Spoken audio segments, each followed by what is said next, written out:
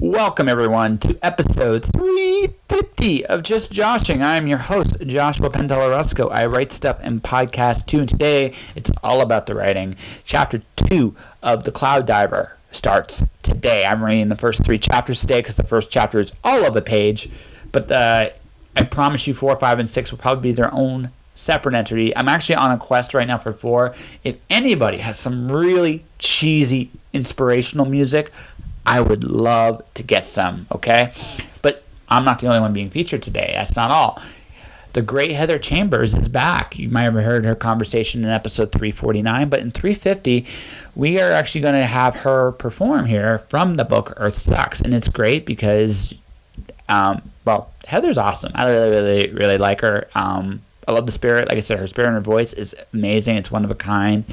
And we were talking about voice acting in the podcast, so I gave her an opportunity. She jumped into it, and because it's so close to the chat, might as well feature her for week 2. So Heather is going to rock your world for the second half of this show, and I'll say more nice things to her about her in a bit. I'm here to talk about the unknown.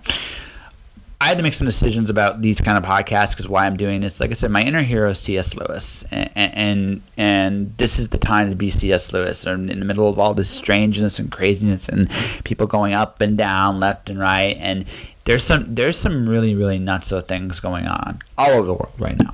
And I kind of want to put a flip side to it. Because for me, the enemy isn't really the virus. Although the virus should be something to be cautioned with, don't get me wrong. It's the fear. I personally hate the mask. I really do. I get why people wear them. I personally hate them because it doesn't matter who I see in the mask. I can see their fear and I can smell it. It's just inundated into their system. The hysteria and the terror is almost like the mask is the last piece of armor before it all goes to fear.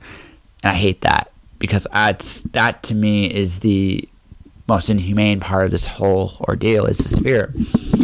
So my mission while I'm here, while I'm telling these stories, is maybe do things to help dispel the fear. And one of the things about this that makes it so scary is this whole idea that this is the unknown. You know, I do all kinds of reading about the virus, good, bad, and different. I've seen great things, good reads. One particular theory about this virus is that after 22 degrees Celsius, it's going to have a harder time spreading, which is great. We're not that far away from that. That's going to be great for the majority of the world. It's going to spread at a lot slower rate. It's going to become manageable and people will be allowed to go outside. That's one theory. Another theory is we're going to go for 18 months. And that's been repeated on and ad nauseum. So people are having this depressive, like, oh my God, we're going through this, we're going to suffer, blah, blah, blah, blah, blah, blah, blah, blah, blah, blah. Here's the thing, right? This is the absolute truth between any perspective you choose. No one knows. No one. No expert can tell you this. Everything we're going for reassurance, there is no reassurance. And that's what makes this really scary, is because no one knows for sure what's going to happen next. Flip that. That's always been true. I mean, every day, we have a certain routine, we have stability, we've allowed ourselves to be comfortable in what is considered normal, but we're heading into a new world, and all that comfort has got to go away. And so I'm offering to you a thought before we get to me reading Cloud Diver Chapter 2. Everything's changing, and everything is becoming more uncertain day by day, but that's not necessarily a bad thing. This is an opportunity for each and every one of you listening to this to become someone else, be someone else, grow into something else. Because the fact of the matter is, a lot of us have nothing but time. All of us do. And we can all take the opportunity to learn all kinds of things and embrace the opportunities that may come with it. This is an unknown. But the unknown can be anything you imagine it to be. Anything. It doesn't have to be all bad. Look, we're going broke. So you have no money. Guess what? That means you have nothing to lose. And I hate to say it like that because I know some of you are, well, what about this, but the truth of the matter is, right, it doesn't matter. No one can work, no one can do the normal things they can do, so don't worry about those things, right? You can't. You have no control. The world is bigger than you. And you have to accept that the world is bigger than you. So you can worry about it and be afraid of it and what might be lost. Or you can look toward what you might gain. Because nothing is completely one-sided. What's taken away gives you opportunities to become something else. And so when you look at the unknown, that fear of what might happen next, I'm going to throw this back at you. What will happen next for you? What will you become? Where will you go? What will you do? Because right now you have the chance to make that whatever you want it to be. And that is my message to you guys going forward. Instead of being afraid of the unknown, embrace it and let yourself become something more. All right, guys, let's get to my sponsor and then we'll get to the reading, okay? This episode of Just Joshing is sponsored by Indie Imprint. Indie Imprint supports creators by creators. Whether you are writing a book or creating a video game, Indie Imprint works with its clients to produce, edit, and present their projects to the world. For more information, check out their website at www.indieimprint.com.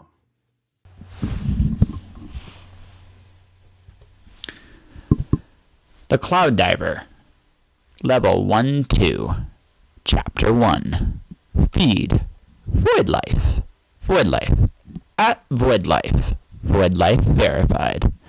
Employees must report all unusual occurrences to their supervisors. All I wanted was a quiet life after my adventures in the cloud. You know, some downtime playing New White Sand City. I wanted to eat a bit, chill, take the time to mourn Gunblade for her sacrifice, maybe even take the time to figure out the contents of the file I'd received from her. Brains. Instead, I have this. Trust me, it's not what you think it is. A mindless drone of a man was trying to kill me. Come to think of it, it is exactly what you think it is. Zombies aren't usually monsters, though. I'm tiptoeing across the top of my former home in Void Life headquarters, hearing the mechanical footsteps of the drone thunder closer and closer. I'm tired of this adventure thing. Chapter 2. Feed Void Life at Void Life verified. Retweeted by Bond Beverage Co. Remember, all stress can be reduced with a shot of Bond's sparkling apple cider. Where do I begin? Brains? Nah, that happened later. I'll start at the now ordinary elevator. As my hip throbbed in pain, running from a Promethean giant registered harder in my body in the cloud than inside the tower. After catching my breath, I realized I had left my tablet behind. I'd have to manually leave the tower. How was I going to explain the loss of digital equipment? Would it come out of my salary? Would I get demoted? Even though it wasn't the end of the world or a scary woman with a gunblade holding my life in her hands, pay cuts and demerits were bad news in Void Life. I'd be back on a diet of tuna and rice cakes. And rice cakes, for the record, suck. No taste, bad texture, and they tend to remind you of your place in life. But what was I going to do? Face the music, I guess. I pressed the L button and exited back to where I started. I headed towards the lobby. Past the judging gargoyles, I headed to the path marked Exit. Accidents still happen from time to time in the tower, and the manual backup exit existed for said accidents. It was, sadly, not unmanned. Walking inside the door marked Exit, two monkeys disguised as 20-something office clerks rolled across the floor on their chairs as they watched monitors showing some of the other divers performing their test on the tower. One of the chips wore a red and white striped shirt and spectacles, and the other wore a blue sweatshirt and a baseball cap. The first chimp seemed kind of lost looking around the monitors, or maybe bored.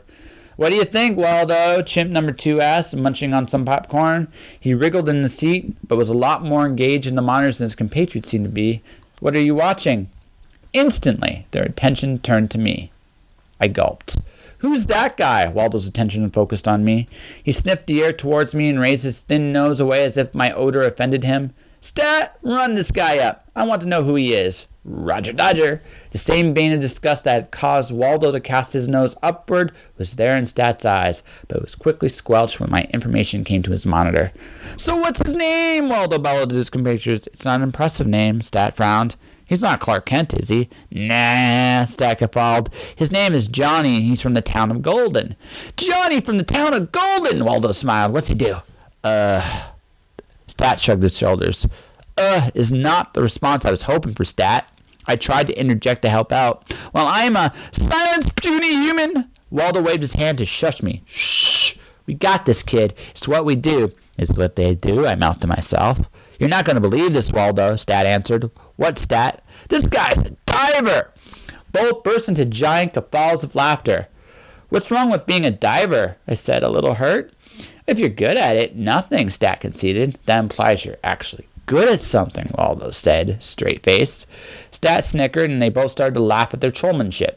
I couldn't say anything. I didn't even have my tablet. Now, Waldo. He's been gone for about 8 hours.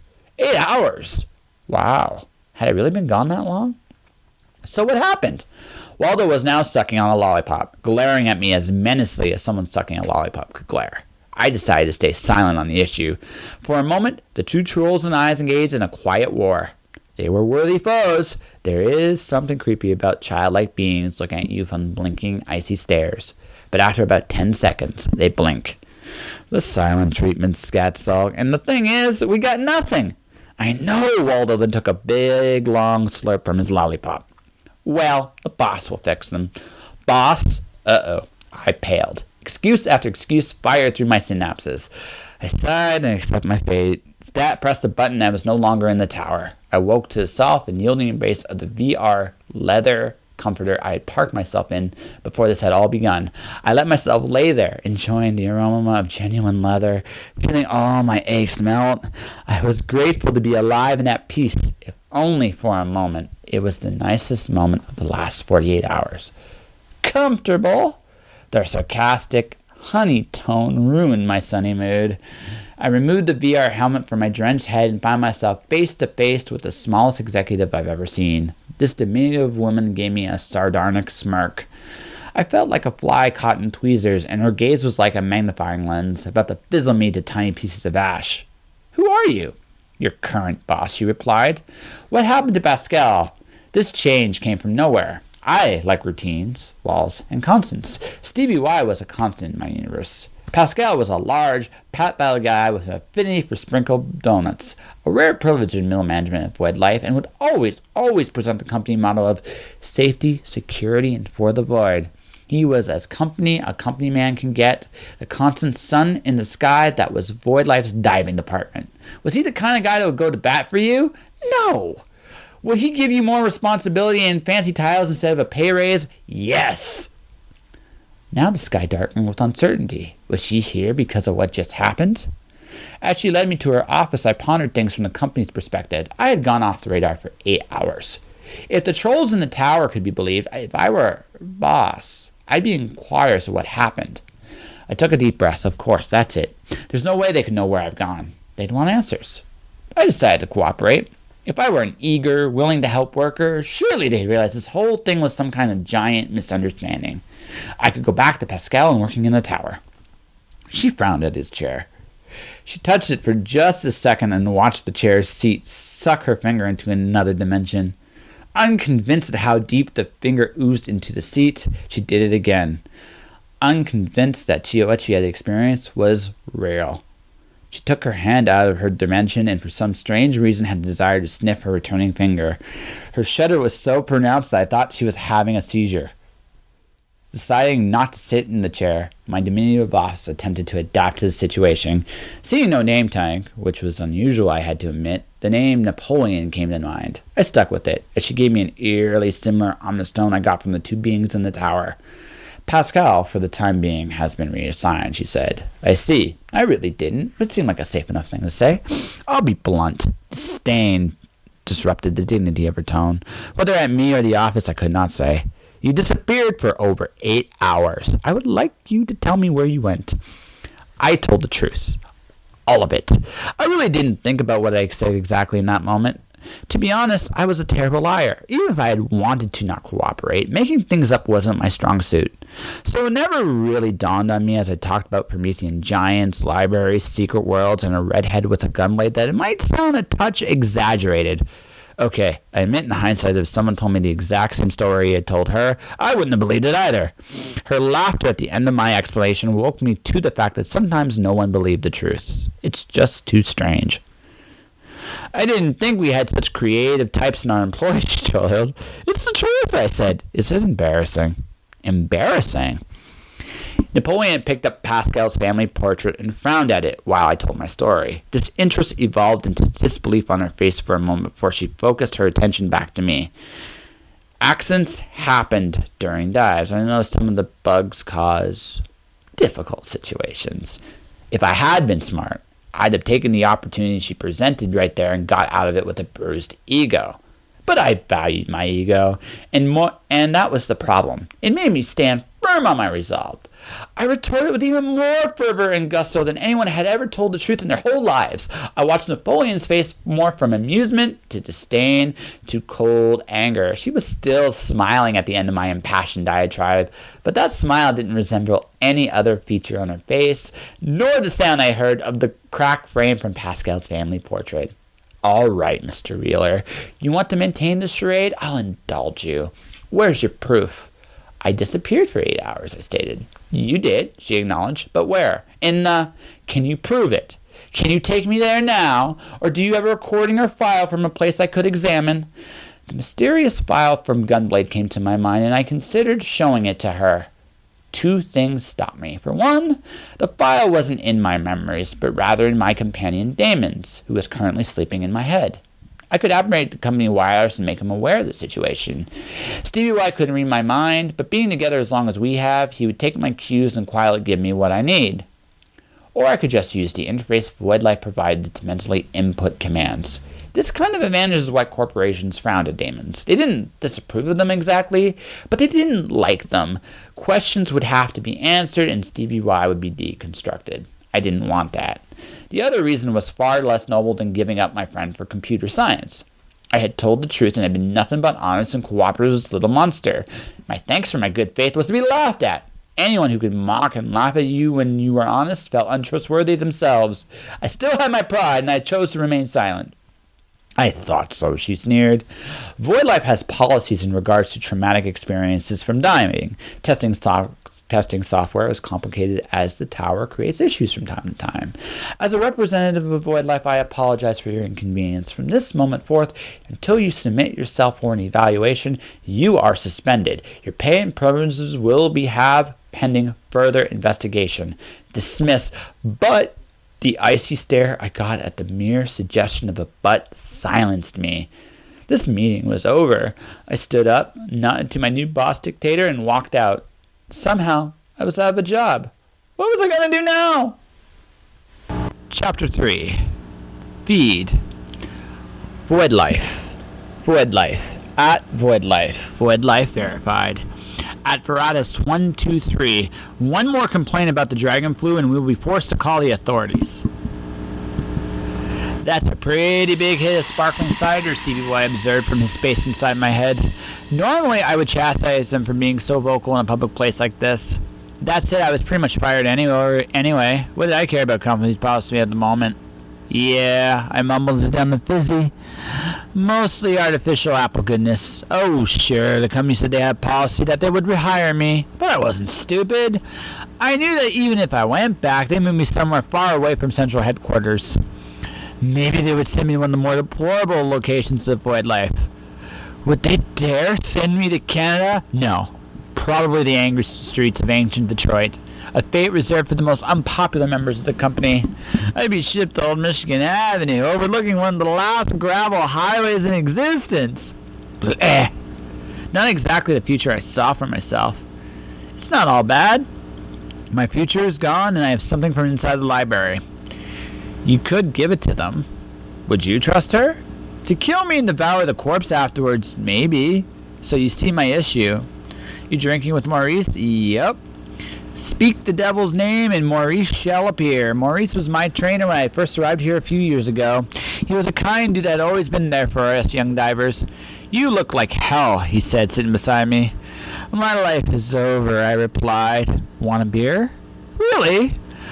Those of us that had tenure could move beyond the artificial world of sparkling cider and actually have a drop beer. There wasn't a kokanee, though.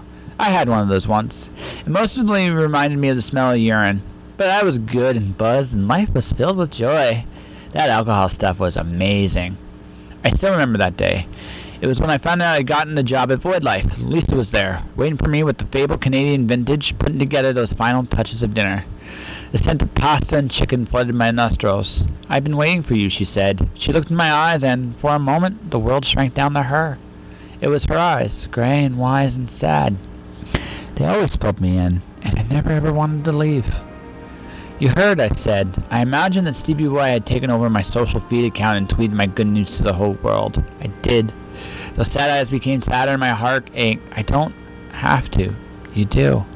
I couldn't disagree with her. I had gone to college to get my ultra PhD in computer engineering. Times being what they were, only the chosen few got these kinds of opportunities. Most of us ended up undrafted by the corporate nations and had to haggle our way through whatever random deals came our way. Void Life taking such an interest in me was truly a miracle, even if it was the lowly position of a diver. Divers were expendable, but Void Life ensured their families and ensured that they'd have a shining future in front of them. "Earth to Johnny," said the voice that bailed me out of the diving program. Smells of apple cider and that favorite manna from Canada brought me back to the bar and my impending doom. Now, Maurice said gently, even in these troubled times, losing a job really isn't the end. Back when I was in your position, I was fired. Void Life took me on and brought me back. Who's to say that another corporation wouldn't take interest in you? What he said makes sense. My mind kept going back to Gunblade and the file she had entrusted me with. Somehow, I didn't feel like I was going to be much safer anywhere else. In fact, even without the file, I was sure things weren't magically going to work out with Void Life once this was over. Maurice had had tenure in his previous job. Even though there was an unfortunate incident involving romancing a daughter of an executive, he had done good work for a long time. Companies noticed that sort of thing. I still was considered wet behind the ears. I may be trusted with an odd job here and there, but a permanent position with salary and benefits? Fat chance. Not buying it, eh? Maurice guzzled some Canadian booze down his gullet. Scared, Maurice. The idea that I'll be back on the unemployment line. So what will you do? I had no idea. I really didn't know what was going to happen next. Maurice interrupted my thoughts before I could sink back into my world. You want some advice? Sure, I answered. Maurice gestured me close enough to whisper. I didn't think about why he would do that before he cupped my ears and yanked me real close. You have something they want, he whispered. I don't want to know what it is. I only know that they like to isolate people they want things from. You have only two choices. Give them what they want, or go. Choose wisely. Maurice backed away from me then. He gave me a gentle wave, and as quick as he was there, he was gone, leaving me lost. Thoughts of unemployment, starvation, and insecurity flashed in my head. Everything I thought would always be there was no longer concrete. My future had been so certain before, and now? I got up and refocused my attention on Stevie Y, who had gone back to his normal silent mode. He shared my concern, if not my sheer terror. What are you going to do? I don't know. I hate how those words sounded. I need to do something to take my mind off this. As if reading my mind, Stevie Y said, Do you want to play New White Sands City? Yes, I said with relief. Anything to take my mind off this. All right, can't wait to raid.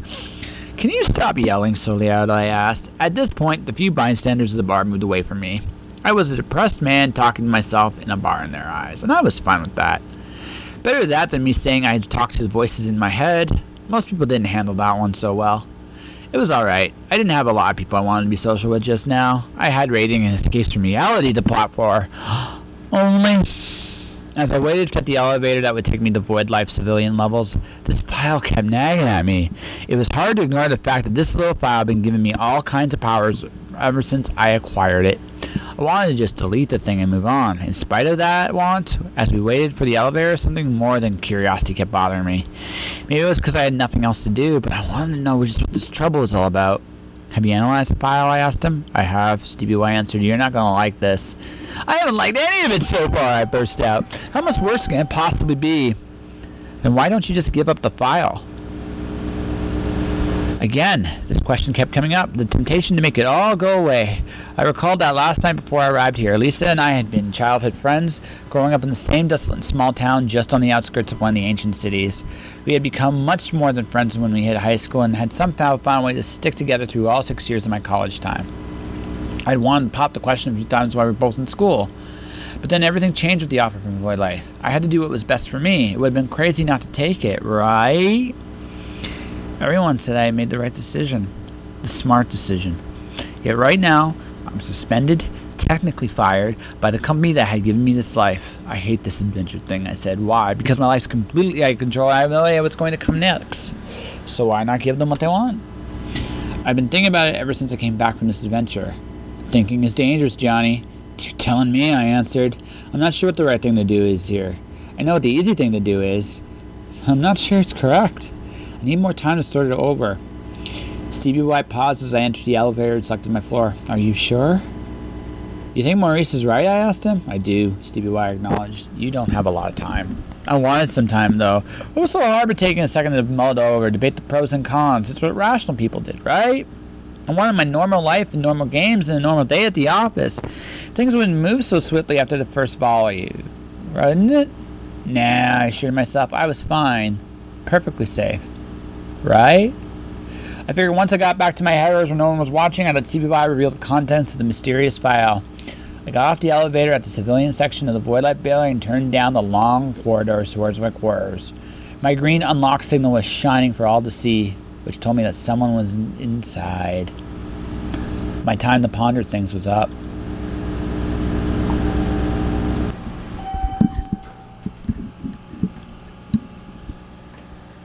And where, oh where, will Johnny end up in trouble with next? I can't wait. It'll be very inspirational, actually. I can't wait to actually reveal that one. But that will be for next week. Right now, I'd like to reintroduce Heather Chambers. She was on episode 349 of the podcast, and I love that interview. It's a great one. It's a fun one. But I asked her if she would be so happy to read a little bit from her novel, and because of her love of voice acting, I really dug this, and I think you guys will too. So without further ado, here is Earth Sucks by Heather Chambers. Earth Sucks, The Fringeans, written by Heather Chambers. Year, 2139. Day, unknown. Humans remaining alive, unknown. State of the planet, in ruins. If you are reading this, then that means someone promised you safety, and I am dead. Hopefully by the time you read this, safety is no longer a problem and my people have regained more of Earth. And this letter is no more than a memory of a battle fought long ago. But I will not delude myself. Our ancestors thought the future would have a life of ease with robots and self-flying cars. There are none. There is only death. The safe haven you were promised is gone. Your only chance is to find the commander. The commander will keep you safe. It is the only way you will survive. Chapter 1. Fate has a sense of humor. The silent wind danced with the trees to an unheard tune. Shadows played and teased on the cracked pavements, running under the branches and looming around dead street lamps. Everything was in a dream of its own, bathing in the moonlight and the peace. Run. Footsteps pounded on the grass, shattering the trance. You have to run. Shadows fled as twigs snapped. The remnants of the peace vanished amid sharp pants. Faster. Hard gravel dug into bare feet while loose dirt threatened to take away its balance. Branches gave way to heavier limbs. The body stumbled but kept running. His dark orbs frantically flickered about, scanning his surroundings as he bolted past them. He knew that adrenaline was the only reason he was still upright. His legs wobbled with each step. Every breath was a struggle, but the electricity in his veins kept him going. Puffs of frosty air escaped his blue lips with each sharp exhale he forced out. A snap to his right made him jump and run faster. You have to hide. He broke through the tree line and leapt over rubble in the road. He pushed off the ground as hard as he could, grasped the decaying suburban fence top tight, and threw his aching body over the side. The frozen bushes lining the dirt gave way with a crash as he landed. Pain exploded in his side, spreading like wildfire. His breath caught in his lungs. Get up. He held back a scream of agony as he pushed off all fours to crawl onto the patio deck and stand. Every limb protested each step, the rough wood underfoot dug into his soles while frost burned his toes. The curtain beyond the glass door prevented him from seeing inside, but if he couldn't see, that meant they couldn't either. Into the ramshackle building where more than a dozen bodies littered the floor like flies, a woman with gleaming grey irises as pale as wispy smoke and sclerae dark as coal strode out of the wind, thick with dust. The resonance of an explosion bringing down another rickety building made her eardrums ring, but she paid it no mind, instead plucking shards of rock from her tough leather skin and brushing the dirt from her torn SWAT uniform, continuing to step over rubble, severed feet, and around sprays of blood to view her work at large. Utter devastation. Well, she scoffed in a voice far too gruff to be human. That was easy. Her features folded into what could have been viewed as a satisfactory grin, if it hadn't been for the carrier raven, skin bubbled from radiation, which flew out from one of the gaps in the bricks with a piece of paper attached to one of its legs. The grin soured into an annoyed frown as she watched it disappear into the falling ash. A young man dressed in similar police armor, with the same sooty sclerae but with glowing almond irises, tumbled past the door's threshold and into a puddle of something that squelched under his boots. "What do you want?" demanded the woman, voice just barely audible past the roaring of the fires outside that scorched the septic earth. Her leather skin faded back into its natural supple smoothness. The man tried not to stare. "They've sent a bird to get word to the commander." "Of course they did, you fool." She pried a bloody letter from under one of the bodies. How dare these parasites withhold something even in their final moments? And held it to the fire, burning the climbing ivy to read. "Another garrison destroyed, another pitiful scrolls of empty promises. Find the commander, find your last hope," she recited in a flippant tone. The man cast a glance to a loud crack outside the building. "The earth is exploding beneath our feet, and the water has already destroyed the structures of the valleys below. If we stay any longer, we will drown." She dipped the corner of the letter into the fire, burning the plants, and watched it devour the paper. "Come now, Commander," she purred to the scribbles. "You're trickier than this. Where's the challenge?" She turned to the underling. "What's left?" Nothing." Her skin thickened into armor once more. "Then we move to cleanse the next human infestation." Sending out a silent prayer that it would be unlocked, he gripped the icy handle and yanked. The door crunched as it slid open, warmth spreading over his limbs and leaving him shuddering. He pushed aside the curtain blocking his entry and closed the door as quietly as he could. He turned. It was nothing like the other abandoned houses. The decor gave the feeling of a homey log cabin. It had an old cobblestone fireplace on the back wall, molded from real rocks, piled logs with the waiting matchbook balanced on top, and furniture that complemented the wooden walls and floors with rich, earthy colors. In fact, there was nothing broken or covered in thick layers of dust he was used to. The usual spiders were absent from every corner. He would have thought the owners had not disappeared like the others if it hadn't been for the silence. Every house had it. The weight of someone waiting for a loved one to come home when they never would. It made even the most crowded homes feel hollow. If you wanted to admire somebody's haunted decor, you would have become an interior designer. Now hide! He yanked the curtains closed and crouched against the wall. The sudden movement made the room spin, but he clasped his hands over his mouth, willed himself not to throw up, and leaned against the wall for support. He listened. It was difficult to hear anything past his heartbeat, trying out for the next percussion solo, much less around the insulated wall that separated him from his pursuers. Still, there were no shouts or footsteps nearby. Had he lost them? He crawled to the door and peeked around the curtain, careful not to fog up the window with his harsh breaths. Nothing. Even his footprints were already being covered by falling snow. He was out of harm's way. For now, at least. As much as relaxing and slipping into a well-deserved sleep was tempting beyond belief, he knew he couldn't. If he fell asleep with his body as cold as it was, he wouldn't wake up. He needed a fire. He scanned the room once more. No house, untouched by the bombs, should be this clean. Either they were ransacked by humans or left in shambles as the result of a struggle. Should he relocate just in case? He forced himself to stand, but the smallest twist in his side robbed him of his breath and sent him stumbling. Oh, his toes met plush rug and his whole body shuddered. So soft. The fabric eased the bite in his toes, and on second thought, what did it matter how clean an abandoned house was?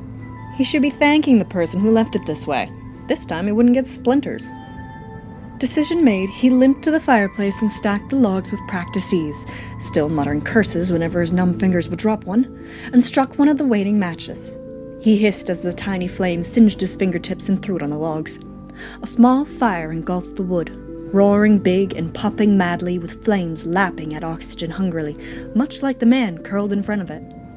The radiating heat soothed the sting in his face and hands. The man rubbed his runny nose, inhaling deeply when he could to calm the blistering pain in his lungs. The house smelt of bread and spices, though neither food nor candles were in sight.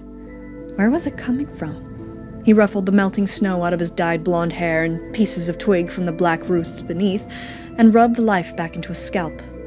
He wondered how his friends were. After all, he wasn't the only one running.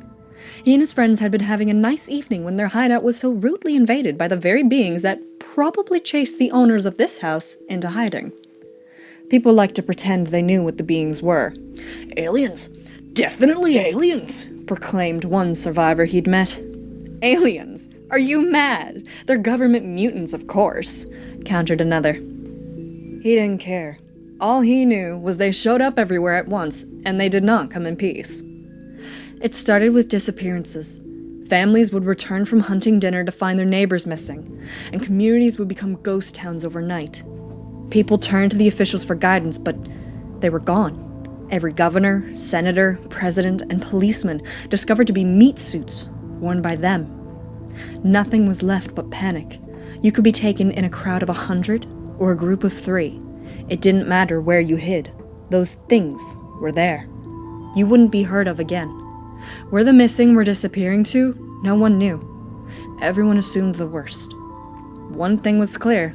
It was the apocalypse. He rubbed his heavy eyes with a sigh. His friends were smart. They wouldn't let themselves get caught. So he'd lie low for a bit and head back to their hideout to regroup and relocate. His body begged once more for the comfort of sleep, to let itself heal in blissful unconsciousness. But the man was far from safe. Bookcases covered the walls on either side, stacked to the brim with volumes of every size. Some were old, with cracked spines, faded colors, and leather bindings. Others shone bright and clean. A loud ding from behind sent him sprawling for cover. What a warrior he was. He only twisted 2 inches before seizing and falling on his face.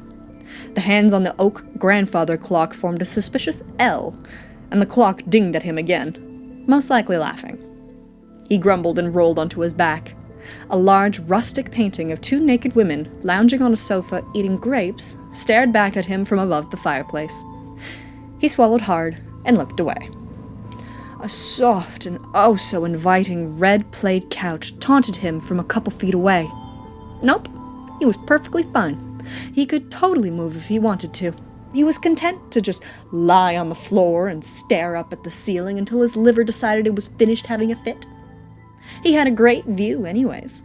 A beautiful gold chandelier hung directly above him, crystals glimmering in the firelight. The couch didn't have that view, did it? He shifted to scan the back of the room, near the patio door. There was a desk and another door, this one wooden and closed. As much as he wanted to squirm and curse the couch just out of reach, he knew it would be better to explore the rest of the house to be certain it was well and truly abandoned. The man slowly stood with a groan, staggering a bit when his legs gave out, but managed to catch himself on the arm of the couch. He heaved for a moment, clenching his teeth against the liquid pain in his veins, and waited for the moment to pass. He got no such bliss. "Is everything all right?" asked a silvery voice. The man looked up so fast his neck cracked. Light from a gold oil lamp illuminated a young woman by the now open door to the hallway. Her ginger hair was frizzy and disheveled, her skin pale other than a flush of color from the lamp so close to her face.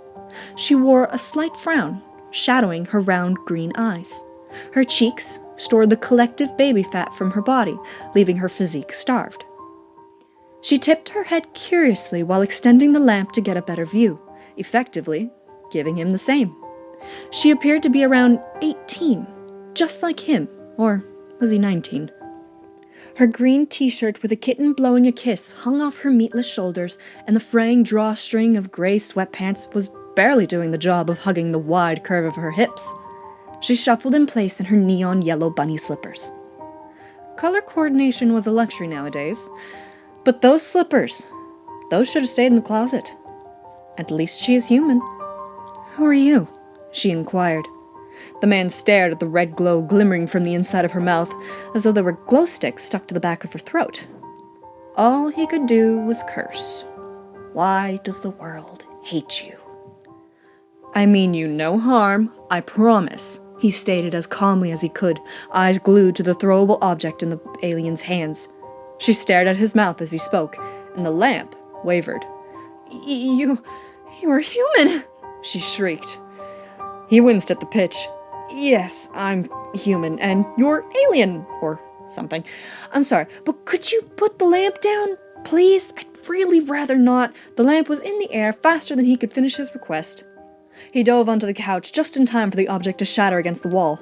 "I didn't mean like that," he complained, clutching his side and pushing off the couch as a book came flying his way. "Human!" she cried. Another book hurled. He ducked and put his hands up in surrender.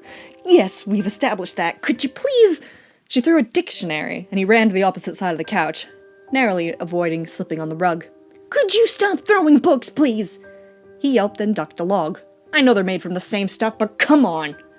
She only bent to snatch up another log to sling with a scream. "Could we not yell? That'd be great!" He climbed over the side of the sofa as she raced around it and skidded to a stop. The man panted and clutched his knees as the girl frantically searched for another weapon. Thankfully, she'd already thrown every object in the vicinity. "See? Isn't that so much better?" he gasped out, forcing a grin. The violence of his heart pounding shook his torso, every tremor as if he were being beaten with a tennis racket. The woman settled her wide eyes upon him, panting as well. Is she joking? Is she actually scared? "Now then, my name is Fang. What's yours?" he croaked. He attempted to straighten his posture to seem friendlier, but the pain made him quickly give up. The woman stared at her hands. "Is it even safe to breathe near you?" she whispered. "What do you mean, is it? Yes, it's safe. Why wouldn't it be?" She, on the other hand, was having an existential crisis. "Your every orifice produces toxic compounds. Oh no, I need a mask." Fang watched her bunch up the front of her cat t-shirt and shove it over her face, giving him a wide view of her stomach, and nope, she's not joking. "Oh gosh, what are you doing?" He choked on his leaping heart and fell over, pointedly looking away. He blamed his burning face on the heat of the fire. "I need to get out," her muffled voice cried. In a panic, Fang shouted, "Wait!" and stuck out his palms in a stop gesture. "Let's not be rash here. I have no idea what you're on about, but I'm completely harmless. There is no toxic anything on me." "That's not going to be enough. You've got to make her understand, quick. If I were, wouldn't you already be dead?" The only response he got was shallow breathing. His or the aliens, he didn't know. "If I produced bioweapons, I'd have rashes, swelling, scabbed skin, pus-filled lacerations, stuff like that. But I don't. Being near me won't hurt you. Even then, if I wanted to, wouldn't I have done it already?" Nervous sweat trickled his brow. "So, if we could calm down, put our shirts back on, and talk, that'd be much better." He wiped the dampness away and she nearly screamed. "Oh, you're leaking!" "No, I'm not. I'm sweating. It's not dangerous. It's something that happens when we're near heat. It's our body's temperature adjusting, I swear." He waited for any response. He waited so long that he began to wonder if she'd left. He didn't hear her move, so, logically speaking, she was still there. She's an alien. Would you even know if she'd moved? For all you know, she'd be able to teleport. Fang was so busy thinking that he almost missed the soft voice. "It isn't corrosive?" "No, just smelly and wet." "Do you promise?" Yeah, sure, yes, I promise. There was a faint rub of fabric. The shirt is back on. Fang peeked sideways to check. Sure enough, the kiss-faced kitten shirt stared back. Fang sighed and grasped the couch cushions to haul himself as upright as he could handle. She was nothing like the aliens chasing him. The ones hounding him were predators, a constant threat that had him looking over his shoulder down dark hallways. She, however, was chewing her bottom lip into a rag. Having destroyed the lantern, the only source of light in the room was the fire and the glow from her mouth when she parted her lips. Her eyes were getting glassier and glassier as one hand kneaded her opposite arms. Her shoulders were hunched forward, almost as if she were trying to hide in the open room. Well, he felt about the same. Fang decided to start simple. What's your name? Damn, she mumbled. Fang stalled for a couple seconds. Damn? He tried to catch her gaze.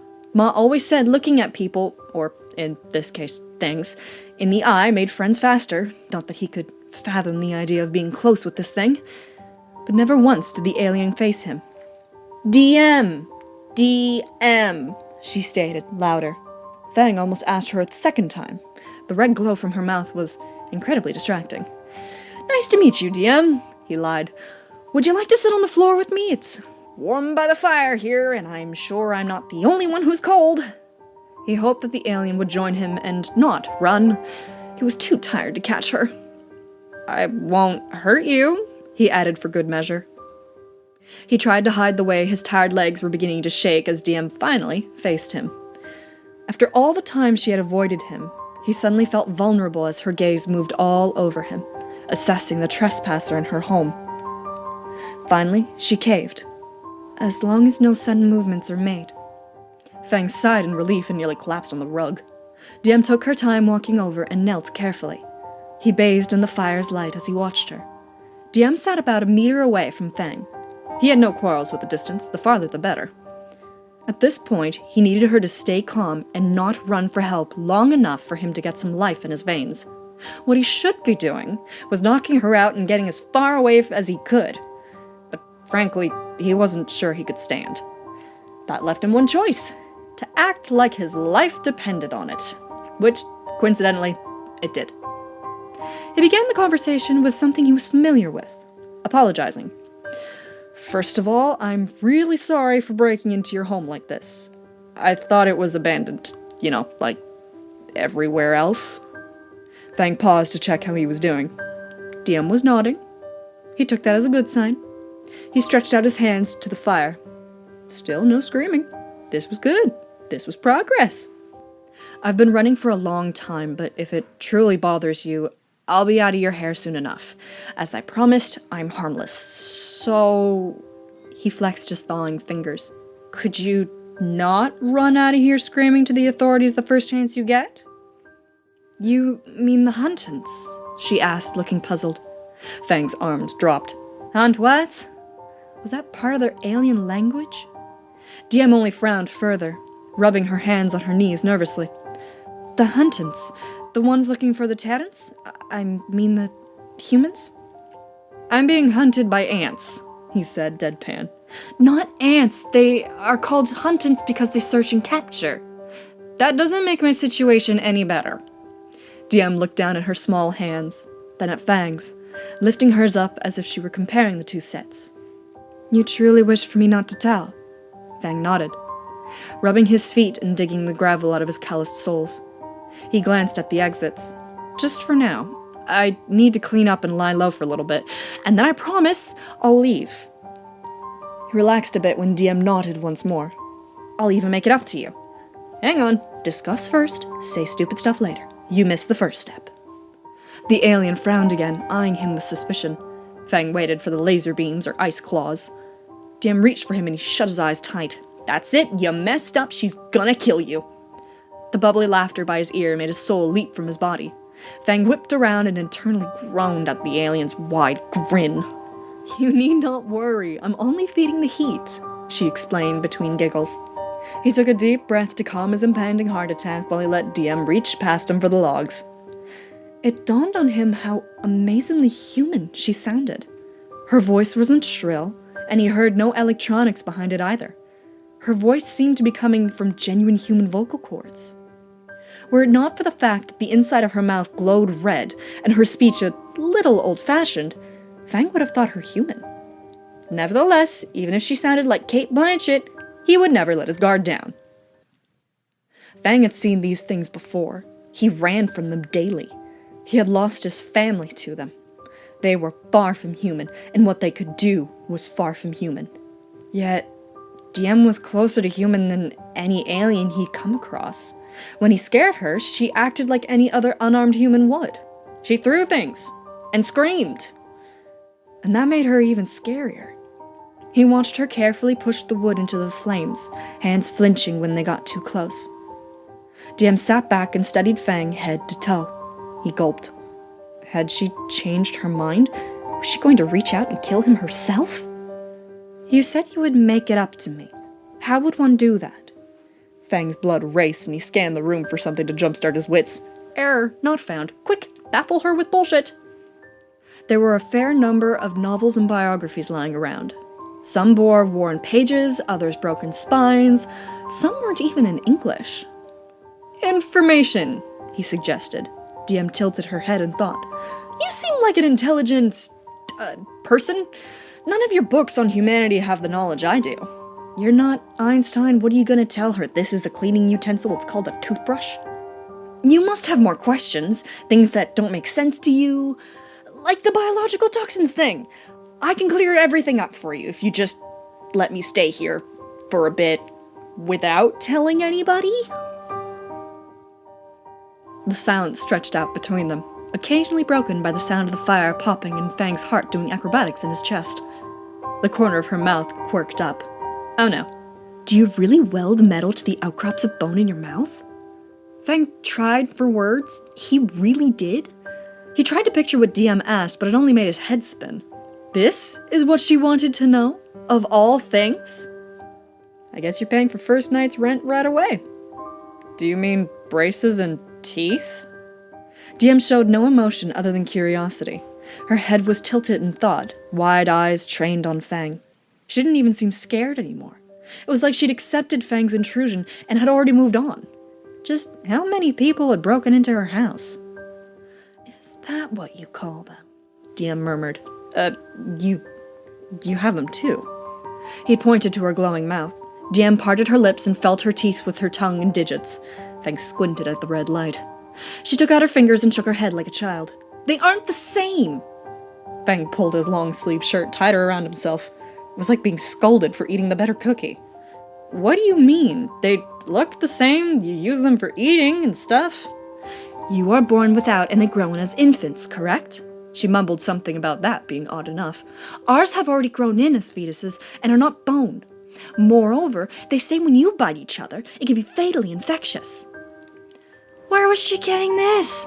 What weird human facts encyclopedia did she swallow? Diem shook her head with a sigh. This does not occur with Fringants. Fang wanted to crawl into a hole. What on earth is a Fringant? Roll the R, Fringant, my kind, my species. You are a human, otherwise known as Tarrant. I am a Fringant. He now had a name for them. Not that it alleviated the constant fear in his gut. Does that mean you're really an alien? Alien as in foreign? As in otherworldly. She gazed into the fire and tilted her head thoughtfully.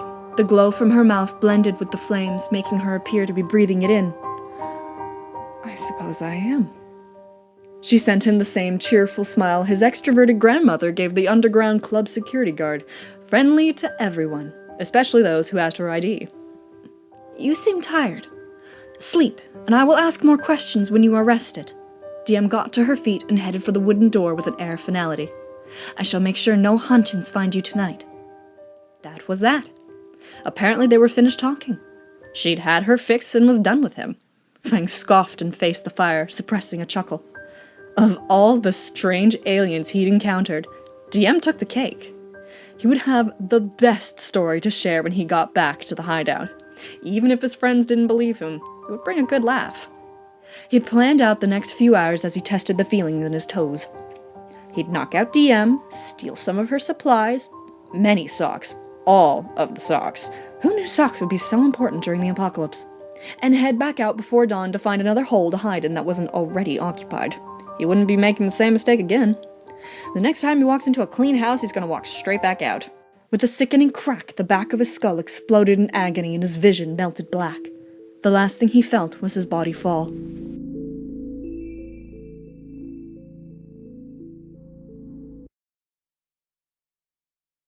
And before we wrap this up, just a couple of small little housekeeping notes. The music Heather uses in her audio is by the band called Mew, M-Y-U-U. The songs are Promise Reprise, Nebula, and The Orders theme.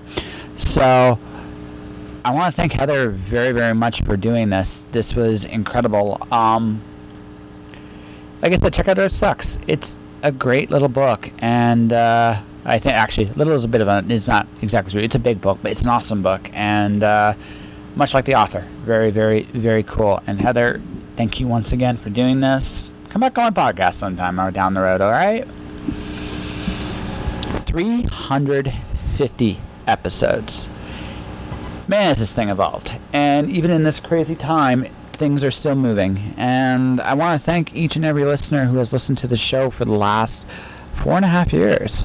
I'm very quickly going to hit 400 with the way this is going. So, from me to you, thank you. Let me know if you want me to talk more about, like, overcoming fear, things like that in the future on these episodes. I mean, I can keep it strictly a storytelling thing. I'm really cool with that.